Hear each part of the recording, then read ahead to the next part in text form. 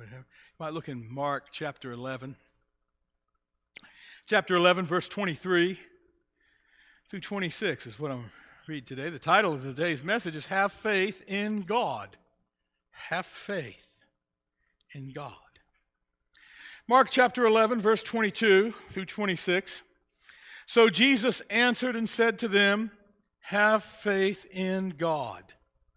For assuredly I say to you, whoever says to this mountain, Be removed and be cast into the sea, and does not doubt in his heart, but believes that those things he says will be done, he will have whatever he says.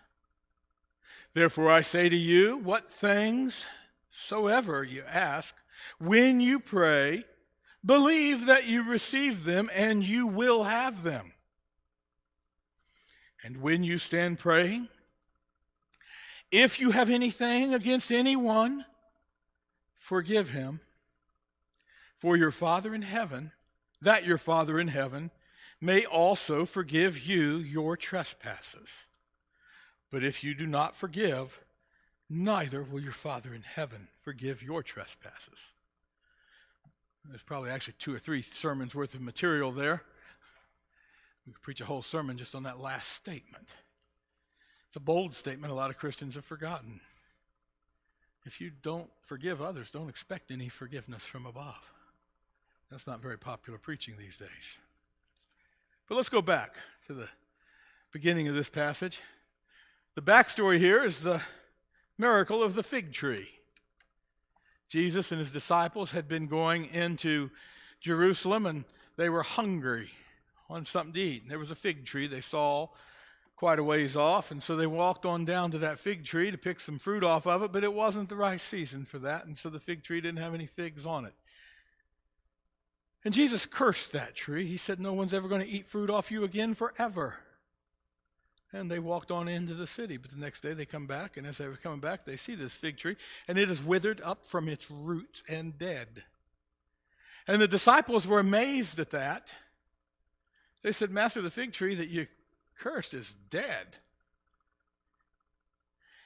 And that's the context that Jesus said these words that we just read. Have faith in God. Have faith in God. For assuredly I say to you, whoever says to this mountain to be removed and cast into the sea and does not doubt in his heart, but believes those things he says will come to pass, he'll have whatever he says. So Jesus gives us this instruction to have faith in God. Now, I think that more accurately it was a statement, not an instruction. If you read that in the Greek context that it was written in, it says, you have faith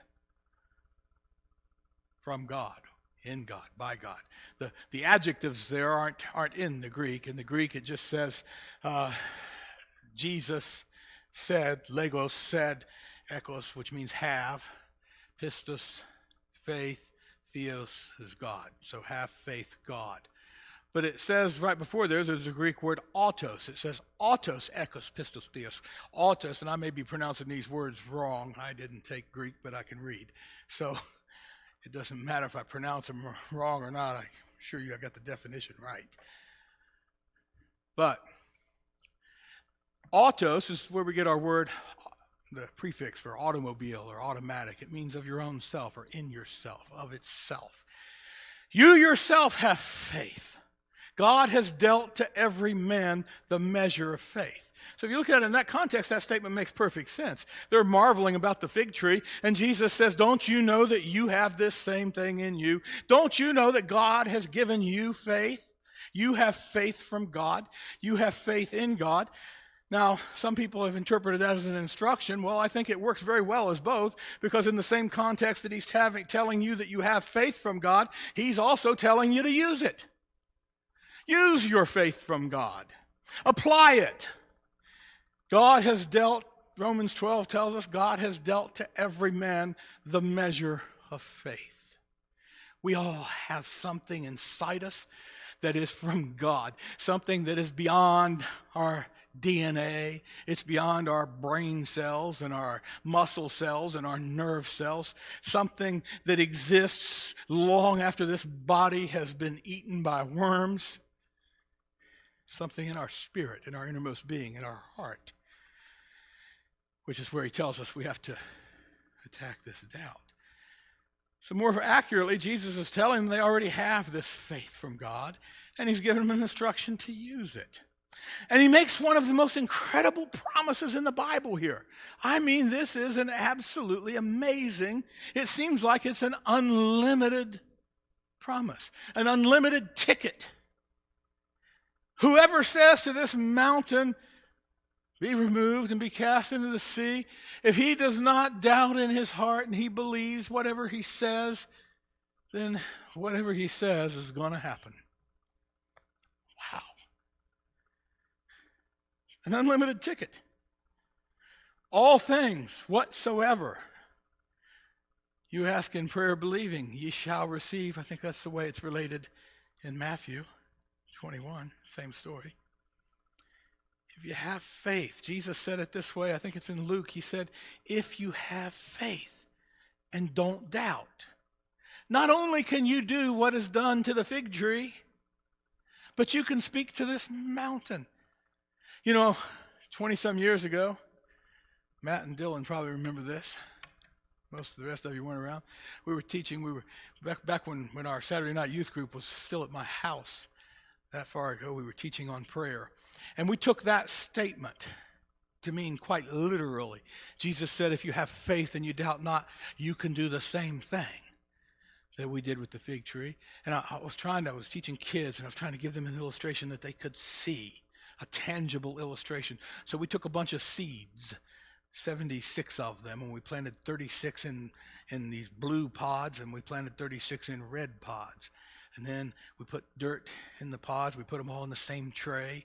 And we planted the seeds out of the same package, and so that they would all receive the same water. And we took the dirt out of the same package. And then we let the kids pick a color, and that they would pray for one of these seeds to grow. And they would pray for one of the seeds in the other color not to grow. Because Jesus said, if you have faith and doubt not, you can do the same thing. I wanted to demonstrate that. So we did that, and then we took pictures every single day and recorded it on our website for a month, and we watched. Now, it is true that some of the seeds, the kids decided to pray that the ones in the red pods, that they would not grow, and the ones in the blue ones would. Now, it's true that some of the ones in the red pods did grow, and there were a couple in the blue ones that didn't. That's true. But, and we still got the photos of all this, it was over half. Over half of the seeds in the red pods did not grow at all. They did not germinate. 18 out of 36 did not even germinate. Only 3 in the blue pods failed to germinate. And the ones in the blue just so far outgrew the ones in the red. And I learned so many things from that. One of the things I learned is that if you just focus on that one red pod that grew that you didn't think was going to grow, you could say that prayer didn't work. And if you just focused on that one blue one that didn't grow that you was praying it would, you could say that prayer and faith didn't matter. But if you just back up and look at the big picture, there's no denying. There's no denying that faith and prayer always make a difference. An incredible, incredible difference. There are some things that defy our logic. We had that prayer illustration during one of the worst months of my dad's downhill battle with cancer. He might have been like one of those seeds that we didn't, that we were praying. But God had a bigger plan in that. But one thing we did learn, we took that verse out of Luke and we took it quite literally and applied it, and it literally made a difference. We have this faith inside of us,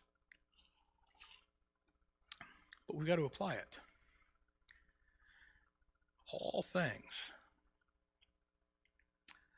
things whatsoever you ask in prayer believing, you will receive. So Jesus said, whoever does not doubt in his heart, in his heart. Now, he's not talking about that thing in the middle of your chest that goes beep, beep, beep, beep, beep, beep, beep. That's not what he's talking about when he says doubt, don't doubt in your heart. He's talking about your heart, your innermost being, your spirit. The thing that's really you. See, you're a spirit. You're not a body, or you're not just a body, and you're not just a brain. You're definitely not a brain. Sorry. Scientists think that they can take a brain and put it in another head someday, and then that head will be you. You're a spirit. You live in a body. You have a brain. But your memories, your emotions, the who you are, it's in your spirit. Your brain will go in the ground and rot, but you will continue to exist for eternity in heaven or in hell. It's in your spirit that you must believe, and it's in your spirit that you need to cast out doubt. In your innermost being. Whoever believes what he says, then he will have what he says. This is what Jesus is saying here. So we're talking about faith that can move mountains. Faith that is outside of ordinary faith, outside of common wishing upon a star or lucky rabbit's foot faith, four-leaf clover faith. We're talking about faith that moves mountains. So why don't we see more miraculous answers to prayer then? Why don't we see more people walking in this kind of faith that Jesus talked to his disciples about? We know it happened because Christianity couldn't exist if it hadn't. There wouldn't be such a thing as Christianity if these miracles hadn't really happened. They crucified the head, remember?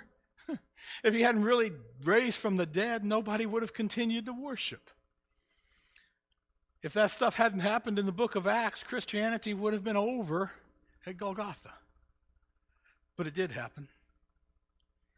And we've got 2,000 years of history. Jesus is making clear, awesome, incredible promises here, but there are some conditions. Everybody say conditions. We don't like conditions anymore.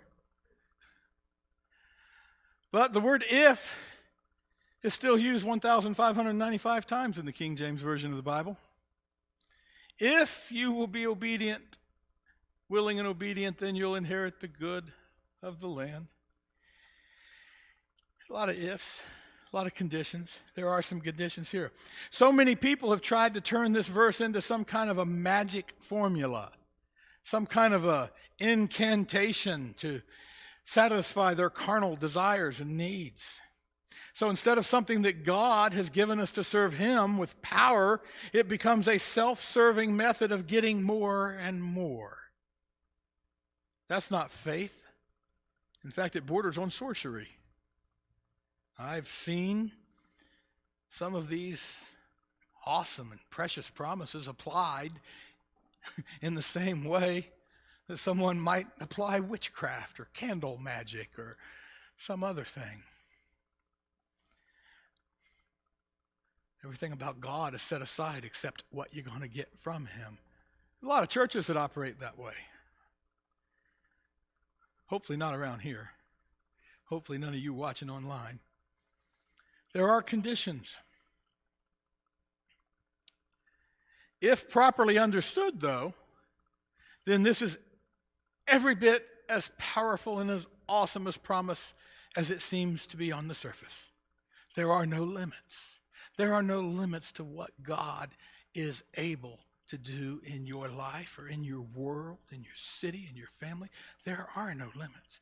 There are no limits to what God is able to do through you. There are no limits to what he wants to do through you if you'll have faith and doubt not. It really is that awesome and incredible promise that it seems to be. But there are some conditions, and the first condition is faith. Faith. So what is faith? What is this thing called faith? Jesus spoke of faith often.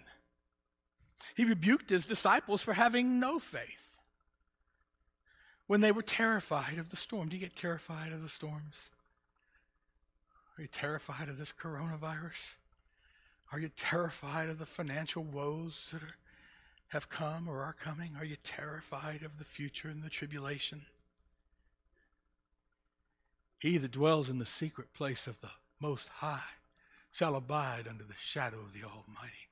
I will say of the Lord, He is my refuge and my fortress, my God, in Him will I trust. Surely He will deliver thee from the snare of the fowler and from the noisome pestilence. Cover you with His feathers, and under His wings shalt thou trust. His truth shall be thy shield and buckler.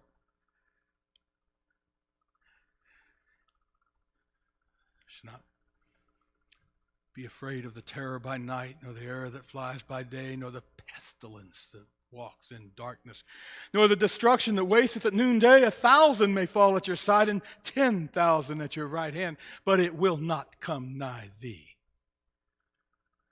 Only with your eyes shall you behold and see the reward of the wicked, because you have made the Lord, which is my refuge, even the Most High, your habitation. There shall no evil befall thee, neither shall any plague come nigh thy dwelling. Do you believe that? That's a promise. Do you believe it? Can you walk in that kind of faith without fear?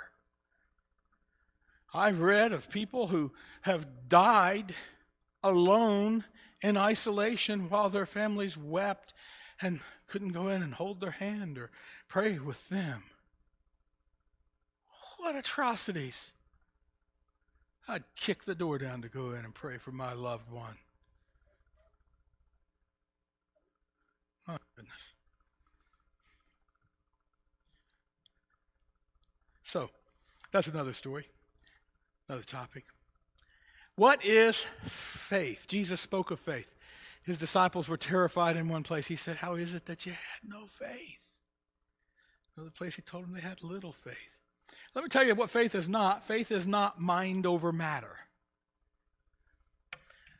I'm going to believe it. I'm going to believe it. Faith is not mind over matter.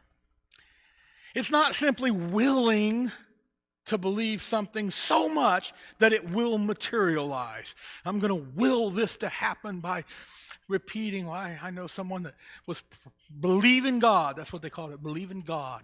Believe in God for a certain car for a long time.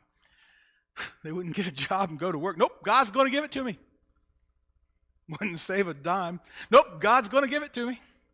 Wouldn't listen to anyone else's sound reason. Nope, just going to fall out of the sky. God's going to give it to me. That was 20 years ago. Still waiting for that car. Sometimes faith means listening to God enough to get up and go to work. Get up and do the thing He tells you to do. Now, He'll tell you. Oh my, a lot of that.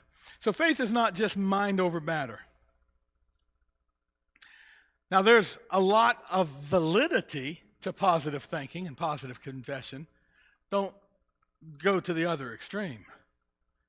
There's a whole lot of validity to speaking what you believe and thinking what you believe. We got to fight doubt. We got to put that junk out of our head. There is a battle in your mind. There is.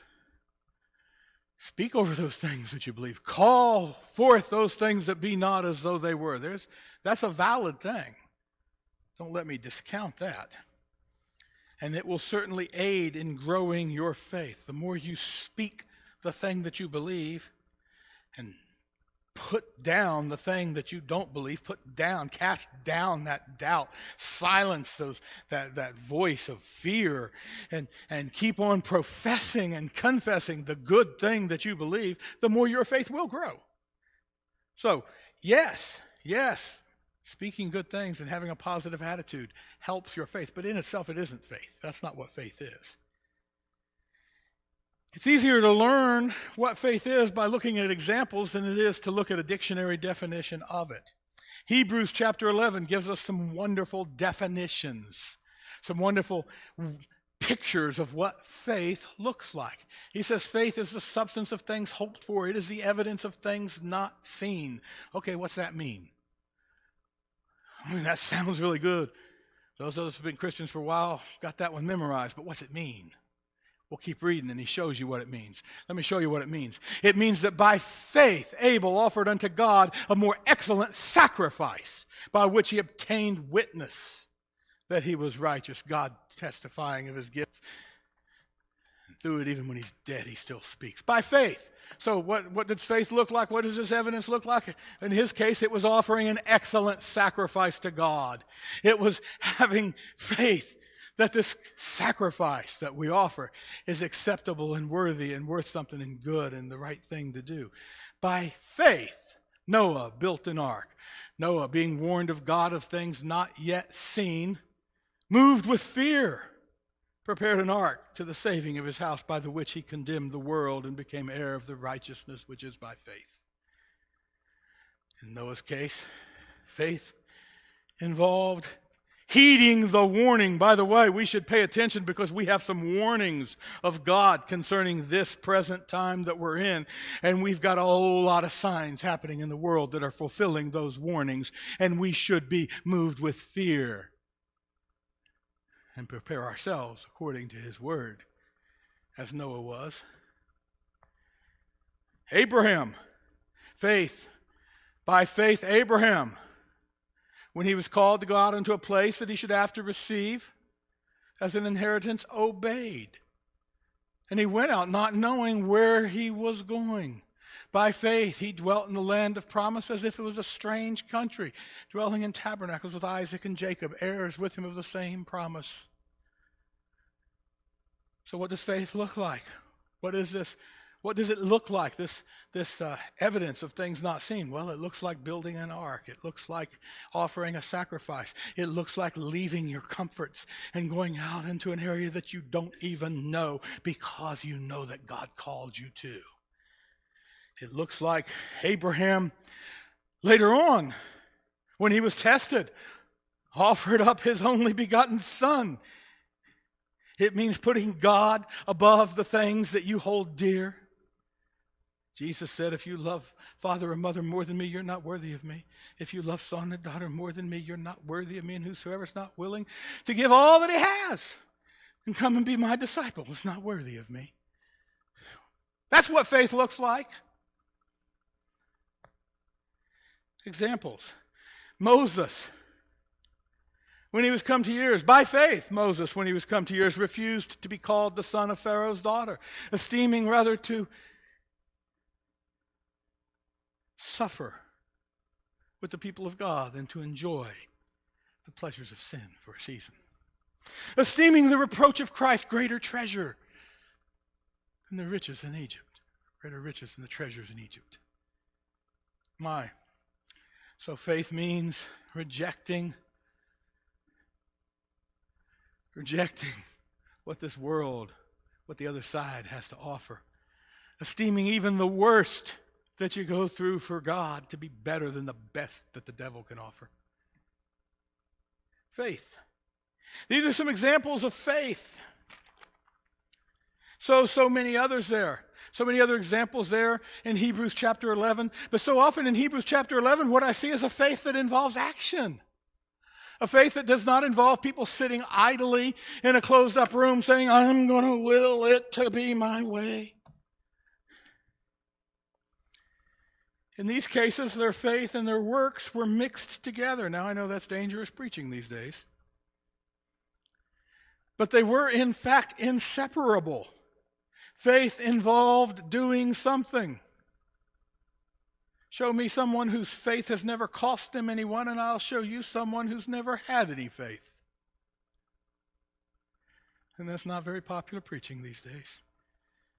Faith will activate your actions, and your actions can spark your faith. You want to grow in your faith? Get up and do something worthy. Worthy of the calling wherewith you were called. Get up and take a chance for God. The two work together. If you have no works, I believe that you have no faith. My opinion. James had the same kind of opinion. James chapter 2, verse 21. James actually described it this way. He said, was not Abraham our father justified by works when he offered Isaac his son on the altar? Do you see that faith was working together with his works? And by works faith was made perfect? And the scripture was fulfilled, which says, Abraham believed God, and it was accounted to him for righteousness. and he was called the friend of God. Some people are disappointed by the failure of their Mark 23 effort at faith because they believe faith is purely mental and confession is purely verbal. And then when it fails, they do not understand why. But Jesus gave us an example. He gave us many examples. He gave us examples of faith. He gave us an example in Luke chapter 18 of a woman. He spoke a parable to them that men ought always to pray and not lose heart. There was in a city a certain judge who did not fear God nor regard man. And there was a widow in that city. And she came to him saying, get justice for me from my adversary. And he would not for a while, but afterwards he said within himself, though I do not fear God nor regard man, yet because this widow troubles me, I will avenge her, lest by her continual coming she weary me. And then the Lord said, do you hear what the unjust judge said? And shall not God avenge his own elect who cry out day and night to him, though he bears long with them? I tell you, he will avenge them speedily. Nevertheless, he asked this question, nevertheless, when the Son of Man comes, will he really find faith on the earth? Will Jesus really find faith on the earth when he comes? Will Jesus really find faith in Springfield, Ohio when he comes? Will Jesus really find faith here at City of God Church when he comes? Will Jesus really find faith in your heart? And that's the only question that really matters here for you, those of you watching, those of us here. Will Jesus really find faith on the earth when he comes? Here Jesus is speaking of a faith that does not stop. A faith that will not quit in the face of adversity, in the face of failure, in the face of waiting, in the face of patience. A faith that keeps coming back in prayer. That's what faith looks like. That keeps believing, as Job did as he sat there in potsherds and swords covering his body, having lost everything that you can measure in this life, and said, even if he slays me, yet will I trust in him. Who said, I know one thing, that way after worms have eaten this body, I will somehow be in my body and see the Lord in this flesh. A faith, no matter what you take, just can't quit. That's what faith looks like. He also spoke of a faith that can grow and shrink. And this is something, we're talking about having faith here, something we should pay attention to. In Mark chapter 4, Jesus spoke of a faith. He uses plants to describe it. He said first is, you plant the seed. The farmer plants a seed, and first there's the blade. Then there's the ear, and then the full corn in the ear. And then he said, listen, take heed what you hear. With the same measure you use, it'll be measured to you. And to you who hear, more will be given. For whoever has, to him will be given more. But whoever does not have, even what he has will be taken away from him. Now let me give you my interpretation of that. Take heed what you hear. If you're walking, getting ready to cross the street, and I see a big old bus a-coming, but you ain't looking, and I say, stop, this bus is going to run you over. You might hear me, and you wave your hand and go on walking, and you get run over. You heard me, but you didn't take heed. And if you've been waiting for your miraculous breakthrough for years, you've been praying for it, and God sends someone and he says, go down and dip in the Jordan River 7 times, and you're going to get your breakthrough today because thus says the Lord. And you hear it and you say, that's hogwash. There's better water right here. You might have heard, but you didn't heed. He said, take heed what you hear. But here's a great promise that comes with this. Everyone who does gets more. You want your faith to grow? Respond to the faith you already have, even if it's just an itty-bitty, teeny-bitty, little-bitty mustard seed. Well, you water that a little bit by acting on it. Act on your faith. I like this definition of faith for me. Faith is believing something so much that you act like you believe it. I don't know how God's going to get me through the problems that I've been facing, but I'm still here, acting like I think he's going to. Shoot, we should have gave up 10 years ago, according to just about everybody that knows anything about this place. They wrote us off for done back in 2012. But God. Really, my executive director for our ministry came and laid out the finances to me, said, you can't make it another 3 months. My recommendation for you is to close now while you still have, something on the personal level. Because the only way it's going to make it is you're going to have to use all your personal money to keep it afloat, and you'll still be done. We went home and prayed about that. We did. But it just didn't square with what God told me. He didn't promise it was going to be easy, but he told me to come. Yeah. God didn't promise you a rose garden. But if he tells you to do something, do it. So I said, you know what? The conclusion I came to back then, I said, you know what? I don't know how we're going to make it another year or even another 3 months, but I know we can make it through today. And if I wake up tomorrow and we can make it through that day, we'll do that one too. So all y'all want to tell us that we can't make it, keep saying it. But we're still here. It's been a long time. Just have faith for today. Yeah. We had a big tenant move out of the building 2 years ago. No way I could possibly afford to make it through the winter. Our utility bill's here $10,000 a month, time you pay it all. Well, I know we can't make it another year, but we can make it another month. Most people start packing up. And I would too, if it was a business decision. I sure would too. I got a sound business mind. But we're talking about faith. So faith keeps on going. So anyway, let's take heed. Yeah, back to there. I lost my place. Take heed what you hear. So that's how faith grows, when you take heed. And God has done miracle after miracle. I will go back there for a second, 10 years ago. Back in 2012, we had that case. Our executive director came. Somebody I relied on to run a huge part of the ministry. And she was so sure that we were going to get done that she also gave me a resignation. She had to go find a job that had a future. Well, that's okay, because if you don't have any faith, this one doesn't have a future for you. And I don't have a future if I rely on you without faith. So that's okay. It was kind of hurtful, but it's okay. But anyway, some big funding sources dried up. Some people we counted on said they weren't going to help anymore. Wasn't no way we were going to be able to make it. And after we decided to keep going anyway, it was like the very next week. I was sitting here 7 o'clock at night,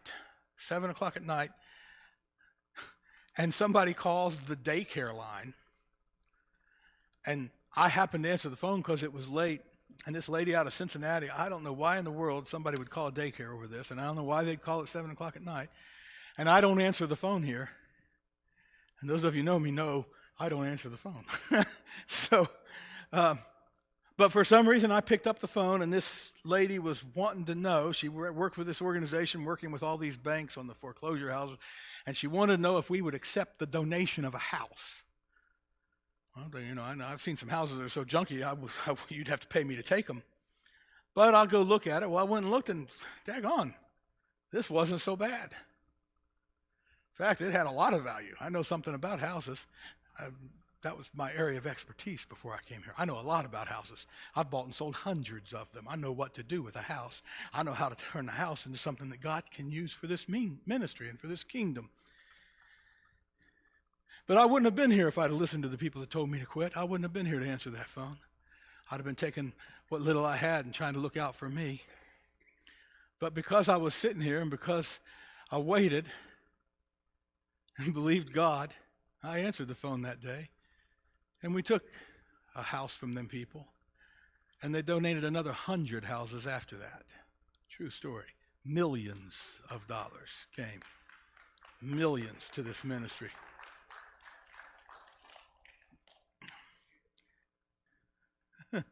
They donated more in 3 months than those organizations that turned their back on us had ever given, all put together in the whole time they'd known us.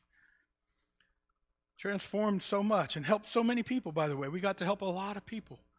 We got to provide, how many people? I've lost track of how many people we've helped through that. Take heed what you hear. The only thing I heard back then was go another day.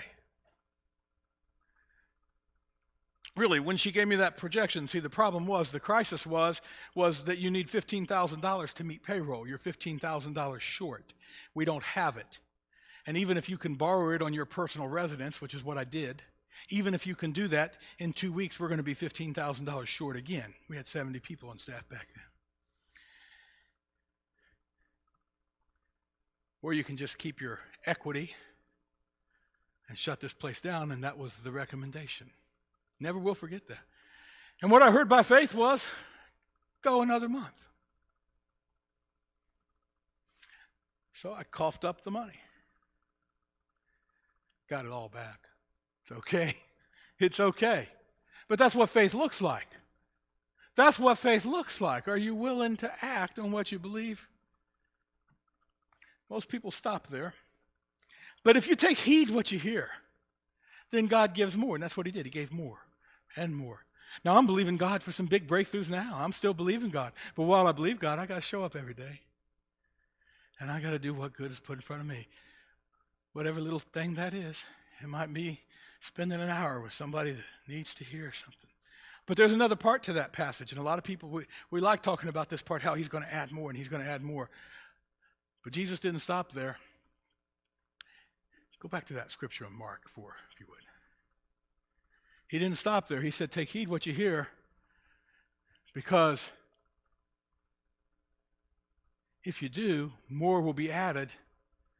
But the one who does not is going to lose even what he thinks he has. So many people get comfortable in their Christianity. They get comfortable in their faith.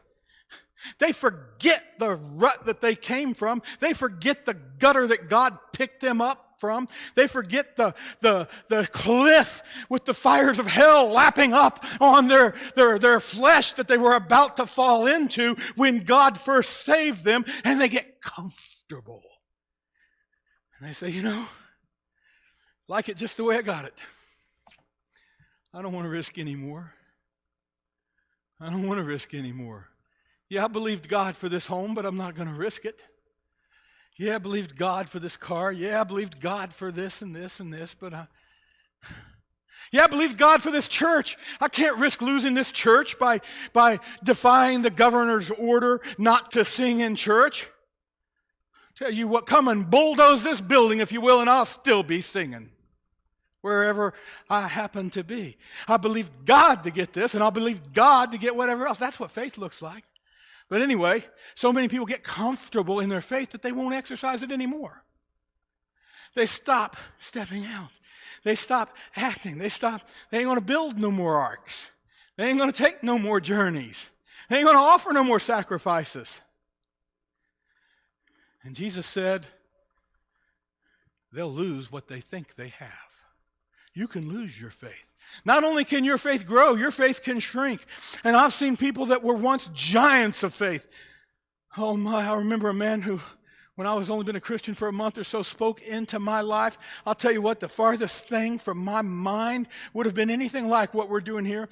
And 23 years ago, I sat down in a restaurant at China Cottage on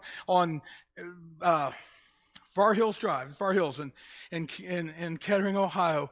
And this guy looked across the table. I didn't know him. He's never been to my house. I've never been to his. Just saw him at church. And he looked across the table. The black guy named Andy. Had a tremendous amount of respect for him. He was a professional businessman. And I want to tell you, he looked at me and he spoke this entire place into existence. He described this, everything we're doing right now. He said, God will use you to found a nonprofit organization where he's going to use all of the skills, knowledge, and ability that you have spent your whole life learning. And God has been using that to prepare you for this. Only the bottom line is not going to be dollars, it's going to be souls. I hadn't even told anybody on earth that I had even considered ever going into ministry. Not even anybody. I was a businessman, that was all. Only been a Christian about a month. You know, he turned from following God. I've never seen I'll tell you what, that man was a true prophet of God. I hope he still is. I hope he came back. But you can lose even what you think you have. That's what Jesus said. So Jesus spoke of a faith that grows and shrinks if you don't take heed. But here's something else about faith. Jesus said, have faith in God. Here's something a lot of folks haven't thought about. You know there can be more than one kind of faith? In fact, there's a lot of kinds of faith. I got faith in my car to get me to church today, but you'll not find me out praying to it in the morning. I have faith in the electric company to make these lights work, but I won't be singing them any songs. All kinds of faith. I suppose you can have faith in demons also. A lot of people do. You can put your faith in your four-leaf clovers or your wish upon a star. Candle magic, black magic, white magic. Put your faith in idols. I've watched people in India that have more faith. I visited a Hindu temple in India. I saw more faith there than I can think I've ever seen in an American church. I saw poor people to tell you their very last rupee with tears pouring down their eyes, giving it to the priest of this statue god, thinking that he could somehow do something for him. And I'll never forget the look in that man's eyes as I watched him walk away, because he had more faith in that statue. Another place, I watched people take the little babies and offer them up to these Hindu statues. See them dancing all night long around these statues. Another place we visited. We weren't visiting these places as worshipers. We were visiting as observers, and I'm glad I observed. I learned a little bit about faith. So yeah, there's a lot of faith. You can have faith in scientists, doctors. A lot of people have wrongly placed their faith there. There's a woman in Luke, spent all their living on doctors. Just got worse. All these faiths might yield different results, but the faith that Jesus is speaking of here is the kind of faith that can move mountains. The kind that can bring forth whatsoever you say. This is the kind of faith that is coming from God and is directed to God. Jesus didn't just say have faith and you'll get whatever you want. He said have faith in God. Have faith in God. If your faith is in God, then it's directed to God. And it is not for your carnal satisfaction. Oh, He'll take care of your needs. I have faith for everything I need. It comes by faith. All the wealth that I've ever enjoyed, and I've enjoyed some wealth in my life, thank you, Jesus. And every single penny of it. I've made millions. I've given away millions in my life. But every single penny of it came from faith. From the decision I made when I was 19 years old to begin to give 1/10 of my income to God, because someone taught me that. I wasn't even a Christian yet. But I believed God, and I said, by faith right now, God, because He said to test Him and see if He wouldn't open the windows of heaven. And all I knew was I was a high school dropout, and I was dirt poor, and I had no future ahead, and the best that I could hope for was a minimum wage job, and I was barely making it at that. And I made a commitment there. I said, God, from right now on, for the rest of the time that I live on this earth, whatever I get, I'll give you 1/10. Well, I started changing right then financially. Right then. And I'm 55 years old today. And I've never forgotten that. I've never forgotten where I came from. I'm still that 19-year-old high school dropout that ain't got nothing. So if God calls me to put it all on the line tomorrow, I will. And we've had that test a few times now, haven't we, honey? Oh, it's okay. I got it all for he ain't never going to run dry. He's never going to run out. Anyway, your faith has to be in God. If my faith was in that money, once I get it, I won't let go of it. And a good many people have started out with faith in God and then began to worship and serve the gift rather than the giver of the gift. Romans chapter 1 talks about that a little bit. Your faith, if you want to move mountains, is going to have to remain in God.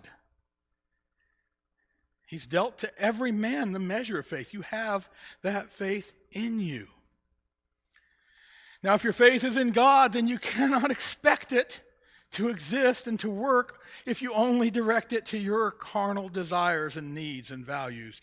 Your faith is for God's glory. It is for Him. And so is your life. Everything that's under the whole heaven belongs to Him. Everything that is was created by Him and for His glory. And in all things, He must have the preeminence. If Jesus Christ does not have the preeminence in your life, then you do not have faith in God. You might have some faith, but it's not the kind that's going to move some mountains. Some people think they can live with self as the God of their lives and expect the same miracles that the disciples did. Maybe, but not from the same God. There's a lot of people. There's a lot of people that are worshiping demons, and then, well, we'll go, that's another sermon. But all the heroes of faith in Hebrews chapter 11, they were all doing something for God. They were all doing some great thing for and directed by God. And they were given great and miraculous breakthroughs.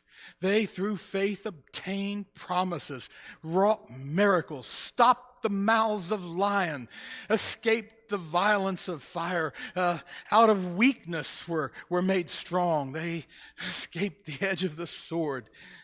My goodness, they turned to flight the armies of the aliens. They did so many things. So where is your faith? Is it in Jesus? Or is it in the things that you want from Him? A lot of people don't realize it. And I'll tell you how I make sure I keep my faith in Jesus. I have to go back and check it ever so often, because it sure is easy to drift. 23 years, I'll tell you, if I don't go back and check, I'll find myself drifting across that center line. 2 Corinthians tells us that in chapter 13. Examine yourselves. Examine yourselves and see. Make sure you're still in the faith. Make sure God's Spirit's still in you. Otherwise, you'll become reprobate. So where is your faith? Jesus said, whoever says to this mountain. Now, there's a good many people that are not willing to speak up. A good many people, they want the mountain to move, but they're not afraid to say it out loud. They're afraid somebody might mock them or laugh at them or embarrass them. I was like that for a long time in my life. I've listened to Christian radio, but if somebody came toward the car, I'd change the channel real fast. True story. I carry a little bitty Bible so nobody see me carrying it. True story. Those days are gone. But they're afraid to go out on a limb. They're afraid of being wrong. They're afraid of what other people will think. They want the miracle, but they want to whisper to their mountain. This also has to do with your confession. I suggest to everyone, let your faith be open and bold. The righteous are bold like a lion. God has set watchmen on His wall who will never keep silent. Ye that make mention of the Lord, keep not silent, day and night forever. You want that mountain to get out of your way? Stand up and speak to it boldly by faith. God is my source. God is my source of strength. I will not fear what man can do to me. Speak to your mountains. Positive confession, that's what that's called. Positive confession does bring results. Do you know that even the secular people in the world know that? You ever read the book Think and Grow Rich? It's a secular book. But I want to tell you, a big part of it is about positive confession. Writing down the things that you believe and saying them out loud every day, and they will come to pass. So many books have been written by people that don't even acknowledge God, but do acknowledge this principle of positive confession, speaking and believing, and it does bring results. You know why? Because they got the idea from the Bible. I'm going to have to speed up. I'm running out of time.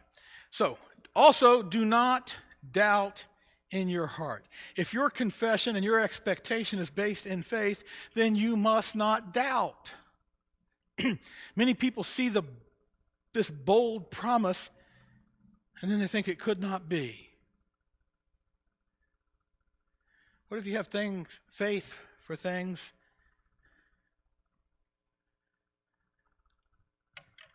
so many people, they start thinking, oh, that could never be. That could never be. Some people might look at the other way and they say, well, wait a minute.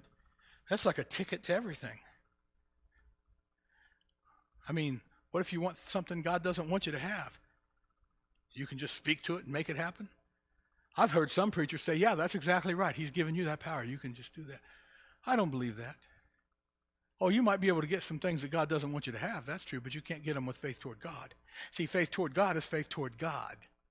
And he says, if you don't doubt in your heart, well, guess what? If my heart is joined together with his spirit and he's right there in my heart, it's going to be awful hard for me to believe something in my heart when he's saying, no, Bill.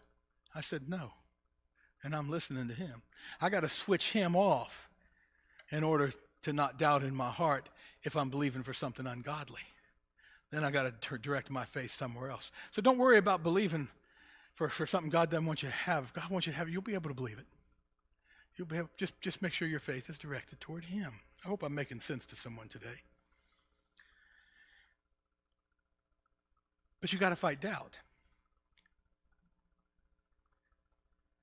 When your faith is in God and your desires are good, then you must not doubt in your heart. And it's a war. There's a voice from the enemy every day trying to tell you, just quit, just give up. God can't use you. He doesn't want you to have that. You don't deserve that. I want to tell you, no one deserves any of the good that they got from God. Don't worry about that. I love it when the devil tries that one on me because I just agree with him. Sometimes you just agree with him. I say, yeah, you're right. I don't deserve any of this. Doesn't it make you mad that God's doing this for me and I don't even deserve it? But I love him. My faith is in him. My faith isn't in my goodness. It's not in my accomplishments. It's not in my works. I have works because of my faith, but my faith is not in my works.